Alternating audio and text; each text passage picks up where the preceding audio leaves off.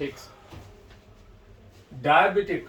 Diabetic అనేది మనందరికి తెలిసిందే. It's a disease. ఏ రక్తంలో షుగర్ లెవెల్స్, గ్లూకోజ్ లెవెల్స్ ఎక్కువ ఉంటే, వాటిని అన్కంట్రోల్డ్గా ఉంటే బాడీలో షుగర్ సర్క్యులేషన్ రక్తంలో ఎక్కువగా ఉన్నప్పుడు అది కణాలకు చేరినప్పుడు కణాలలో షుగర్ ఎక్కువగా డ్యామేజ్ చేసే ప్రమాదం ఉంటుంది. ఎంతవరకు ఎనర్జీ అవసరమో అంతే షుగర్ వాడుకొని మిగతాది కణాలను డ్యామేజ్ చేసే ఆస్కారం ఉంటుంది. దీన్నే మనం మధుమేహ వ్యాధి అంటాం, లేకపోతే డయాబెటీస్ అంటాం. సో మనం మోస్ట్లీ డయాబెటీస్ అన్నది కంట్రోల్లో లేదంటే డే టు డే మనం తీసుకునే ఆహారం మోస్ట్ ఇంపార్టెంట్గా భావించడం జరుగుతుంది. సో కొంతమంది అనుకుంటారు కేవలం షుగర్ వస్తువులు తినకపోతేనే మనకు షుగర్ కంట్రోల్ ఉంటుందని అనుకుంటారు, కానీ మనం తీసుకునే ప్రతి ఆహారం అది షుగర్గా కన్వర్ట్ అయ్యే ప్రమాదం ఉంటుంది. దాన్నే గ్లూకోనియోజెనిసిస్ అంటాం. సో బాడీలో అందులో లివర్లో మెటబాలైజ్ అయ్యి అది వేరియస్ గ్లూకోజ్ లెవెల్స్లో మనకు రక్తంలోకి సప్లై చేయడం జరుగుతుంది. అది కార్బోహైడ్రేట్ అనుకోండి, ఫ్యాట్ అనుకోండి, ప్రోటీన్ అనుకోండి. బట్ ఎక్కువ శాతం కార్బోహైడ్రేటు, ఫ్యాటు తీసుకున్నప్పుడు కూడా మనకు ఎక్కువగా గ్లూకోనియోజెనిసిస్ ద్వారా డయాబెటీస్ అన్కంట్రోల్డ్, అంటే షుగర్ లెవెల్స్ అన్కంట్రోల్డ్గా కావచ్చు. సో యూజువల్గా ఎక్కువగా ఏ ఫుడ్ అవాయిడ్ చేస్తే మనకు మంచిది అనేది మోస్ట్ ఇంపార్టెంట్. ఎందుకంటే చాలామందికి తెలియక ఇవి తీసుకొని షుగర్ అన్కంట్రోల్ అయ్యి వాళ్ళు కిడ్నీ ఫెయిలియర్స్కు, ఇతర అవయవాల్లో ఉండే మేజర్ ఆర్గన్స్కి డ్యామేజ్ అయ్యే ప్రమాదం ఉంటుంది. సో అలాంటి సమయాలలో ఏ ఫుడ్ మనం అవాయిడ్ చేయాలనేది ప్రతి డయాబెటిక్ పేషెంట్ తెలుసుకోవాల్సిన అంశం. అందులో మనం షుగరీ ఫుడ్స్ అంటే మిఠాయి అనుకోండి, కేక్ అనుకోండి, క్యాండీ అనుకోండి, సాఫ్ట్ డ్రింక్స్ అనుకోండి.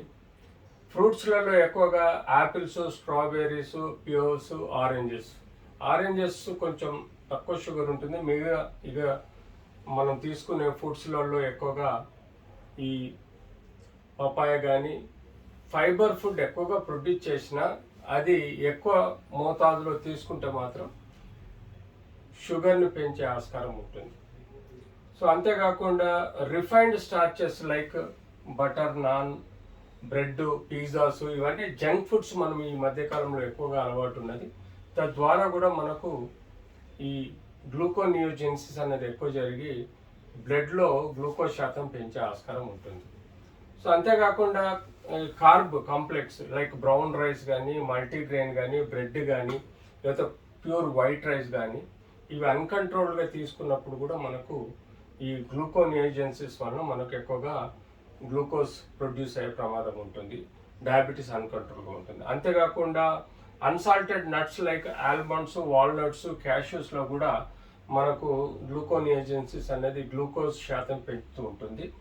ప్యాక్డ్ స్నాక్స్ లైక్ మనకు ట్రాన్స్ ఫ్యాట్స్ ఏవైతే ఉంటాయో ఎక్కువగా ఈ స్టోర్డ్ ఫుడ్లలో ఎక్కువగా ఫ్యాట్ స్టోరేజ్కు వాడుతూ ఉంటారు. తద్వారా కొన్ని కెమికల్ కాంపోజిషన్స్ వాడతారు తద్వారా. అంతేగాక డీప్ ఫ్రై ఫ్యాటీ ఫుడ్ మనకు ఈ యొక్క పొటాటో చిప్స్ కానీ, పొటాటో ఫ్రైస్ కానీ, దానిలో పొటాటో ద్వారా కూడా మనకు ఎక్కువగా కార్బ్స్ వచ్చే ఆస్కారం ఉంటుంది. అంతేకాకుండా టాక్సిక్ ప్రొడక్ట్స్ కూడా ఎక్కువగా ప్రొడ్యూస్ అయ్యే ప్రమాదం ఉంటుంది. So roasted, deeply roasted tandoori కానీ, స్టీమ్ ఫుడ్ కానీ, పాన్ ఫ్రైడ్ ఫుడ్ కానీ, ఇలాంటి వాటిల్లో కూడా మనకు ఎక్కువ శాతం కార్బోహైడ్రేట్ అలాగే మనకు ఫ్యాట్ కంటెంట్ ఎక్కువగా వచ్చి మనకి ప్రమాదాలను లోనే ఉంటుంది. బయట దొరికే జ్యూసెస్లలో షుగర్ యాడ్ చేస్తారు, అందులో ఫైబర్ ఉండదు. ఎక్కువగా షుగర్ యాడ్ చేయడం వల్ల స్వీట్నెస్ కోసము, తద్వారా కూడా మనకు ఎక్కువ శాతము ఈ గ్లూకోజ్ నియోజెనిసిస్ అనేది పెరిగే ఆస్కారం ఉంటుంది.